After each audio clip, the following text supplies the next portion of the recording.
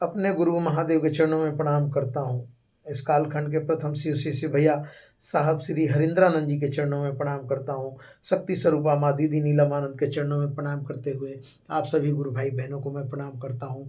और आज जो चर्चा का विषय है बड़ा ही सुंदर और बड़ा ही प्यारा विषय है, और हर गुरु भाई बहन के समक्ष इस तरह का प्रश्न आ ही जाता है। मैं अभी आज की बात बता रहा हूँ। रास्ते में जब मैं आ रहा था तो एक व्यक्ति मिले जिनसे मेरी बातचीत होने लगी, और बातचीत होते होते मैंने कहा कि भैया क्या आप जानते हैं कि शिव गुरु हैं? तो उन्होंने कहा कि नहीं, मैं नहीं जानता।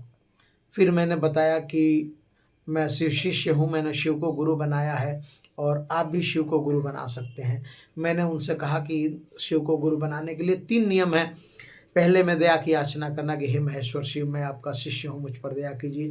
दूसरे में किसी भी व्यक्ति से आप बताइए, जैसे मैं आपसे बता रहा हूँ कि शिव मेरे गुरु हैं, वैसे आप भी बता सकते हैं किसी व्यक्ति से कि शिव मेरे गुरु हैं, शिव को आप भी गुरु बनाइए। और तीसरे में 108 बार नमः शिवाय के माध्यम से अपने गुरु शिव को प्रणाम निवेदित करना है 24 घंटे में, कभी भी किसी भी अवस्था में। तो जब ये बात मैंने उनसे बताई तो उन्होंने सबसे पहला काम किया कि उन्होंने मुझसे ही प्रश्न कर दिया कि मुझे एक बात आप समझाइए कि जो व्यक्ति शिव को गुरु बनाया है और जिसने शिव को गुरु नहीं बनाया है, इन दोनों व्यक्तियों में क्या फर्क है।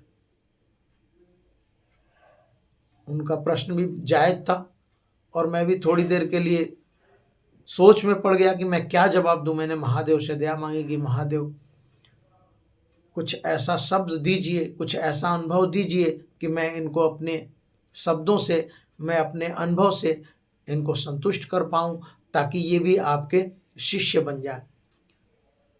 मैंने कहा कि भैया आपका सवाल बहुत ही प्यारा है कि जिसने शिव को गुरु बनाया है उसमें और जिसने शिव को गुरु नहीं बनाया है उसमें, इन दोनों में क्या फ़र्क है। बड़ा ही सुंदर प्रश्न किया और आप सबके भी समक्ष इस तरह की बात आती होगी, इस तरह की जिज्ञासा आती होगी।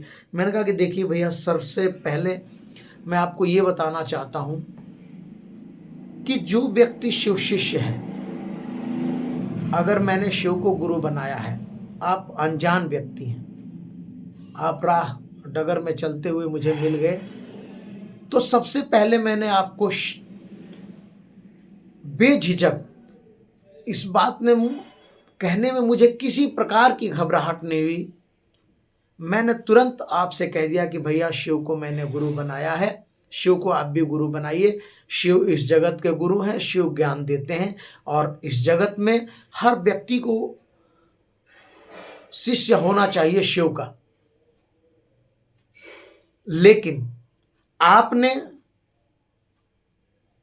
मुझको इस बात के लिए कभी भी, चाहे भक्ति मार्ग से ही सही, आपने कभी भी अनजान व्यक्ति से आप बोलने का प्रयत्न नहीं करते, आप समझने का प्रयत्न नहीं करते, आप समझाने का प्रयत्न नहीं करते। लेकिन शिव ने मुझे पावर दी है, उस गुरु ने पावर दी है कि आप अनजान भी हैं तो भी मैंने आपसे कहने में हिचकिचाहट नहीं रखी, क्योंकि मेरे होठों पे महादेव का नाम है और मैंने ये वचन लिया है अपने गुरु से कि मैं अपने जीवन में, अपने इस जीवन में जो भी व्यक्ति मुझसे मिलेगा उससे मैं बताऊंगा कि शिव मेरा गुरु है, शिव आपका भी गुरु हो सकता है। मेरे होठों पे मेरे गुरु का नाम है।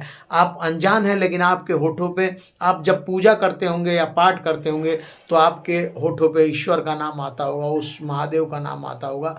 लेकिन मेरे जीवन में मैं इतना समझ पाया हूँ कि जो भी स्थिति हो, जो भी परिस्थिति हो, आप किसी भी अवस्था में हो, आप कहीं भी अपने गुरु महादेव की बात कर सकते हैं। तो सबसे पहला तो डिफरेंस ये हो जाता है जान कि जिसने शिव को गुरु बना लिया है उस व्यक्ति में, कि वो कहीं भी किसी भी अवस्था में अपने गुरु की बात करने से नहीं हिचकिचाएगा। जिसने नहीं बनाया है वो परमात्मा की बातें करने में हिचकिचाएगा। अगर वो हिचकिचाता नहीं है, वो परमात्मा की बात करने में सार्थक हो भी जाता है, तो उसकी कंडीशन ये होगी कि वो आपसे अव्वल अपने आप को समझेगा। लेकिन मैं आपसे खुद को छोटा ही समझ रहा हूँ और छोटा समझ के ही मैं आपसे निवेदन कर रहा हूँ। बोले कि हाँ ठीक है, पहला अंतर आपका मेरे को समझ में आ रहा है। और फिर उन्होंने कहा कि फिर और कोई अनुभव अपना बताइए इस विषय पे। मैंने कहा दूसरा अनुभव यह है कि जो व्यक्ति शिव का शिष्य हो चुका है, वो व्यक्ति चाहे झूठा हो, निकम्मा हो, आवारा हो, चाहे कुछ भी गलत काम करता हो, मैंने उनसे साफ कहा कि वो व्यक्ति कितना भी आवारा हो, कितना भी निकम्मा हो, कितना भी फालतू की बातें करता हो, लेकिन उसके होठों पे शिव का नाम आ ही जाता है, उसके होठों पे अपने गुरु का नाम आ ही जाता है। और आप जो व्यक्ति शिव को गुरु नहीं बनाया है, वो कितना भी सत्यवादी हो, तो एक दो कोई बिरला ही होगा जिसके होठों पे जो है कि अपने इष्ट का नाम आता होगा या उस परमात्मा का नाम आता होगा। वो भटका हुआ है, वो माया के जाल में उलझा हुआ है, और उस परिस्थिति में वो सिर्फ या तो मंदिर जाता होगा या मंदिर के सामने जब खड़ा होता होगा तब अपने इष्ट को याद करता होगा या परमात्मा को याद करता होगा। लेकिन जो शिव का शिष्य बन चुका है या जो 3 नियमों को कर रहा है, उसके जीवन में ये उपलब्धता हासिल हो गई है कि वो कितना भी आवारा हो, कितना भी निकम्मा हो, लेकिन वो अकेले में भी शिव की बात खुद से करता है या उसके होठों पे शिव का नाम रहता है। उन्होंने कहा कि बिल्कुल मैं आपकी बात से सहमत हूँ।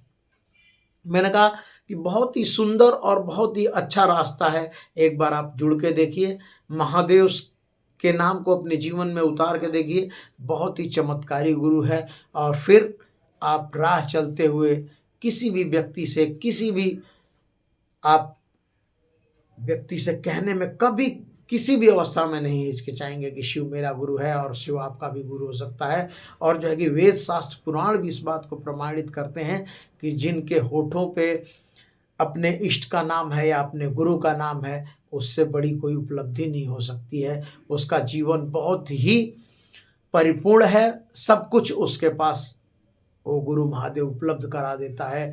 और अपने जीवन में, अपने जगत में जब कठिनाई परेशानी आती है तो हम अपने इष्ट को या अपने गुरु को याद करते हैं, लेकिन जो शिव शिष्य बन चुका है उसको कोई भी स्थिति, कोई भी परिस्थिति आ जाए, सर्वप्रथम उसके होठों पे गुरु महादेव का नाम ही आता है। और मैं उन गुरु भाई से कहा कि अगर मन बने तो ज़रूर बताइएगा। मैंने उनको अपना फ़ोन नंबर भी दिया।